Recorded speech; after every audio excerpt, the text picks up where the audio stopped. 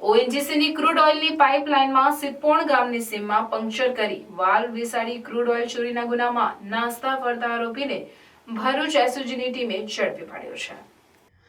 ઉચ્ચ પોલીસ અધિકારીઓ તરફથી ભરૂચ જિલ્લામાંથી પસાર થતી ક્રૂડ ઓઇલ પાઇપલાઇન ઉપર ક્રૂડ ઓઇલની ચોરીના ગુનામાં નાસ્તા ફરતા વોન્ટેડ આરોપીઓને પકડી પાડી અસરકારક અને પરિણામલક્ષી કામગીરી કરવા આપેલ સૂચના અને માર્ગદર્શનના આધારે પીઆઈ એ ચૌધરી તથા એએચ છૈયા પોતાની ટીમને એટીએસ ચાર્ટર મુજબની કામગીરી તેમજ ઓઇલ ચોરીના ગુનામાં નાસ્તા ફરતા આરોપી પકડી પાડવા સૂચના આપેલ। એસઓજી ભરૂચ દ્વારા તારીખ 10/10/2024ના રોજ નવીપુર પોલીસ સ્ટેશનમાં ડેમેજ ટુ પબ્લિક પ્રોપર્ટી એક્ટની કલમ 3 અને 7 તથા પેટ્રોલિયમ એન્ડ મિનરલ પાઇપલાઇન એક્ટની કલમ 15(1) તથા 15(2) મુજબ ગુનો દાખલ કરાવેલ,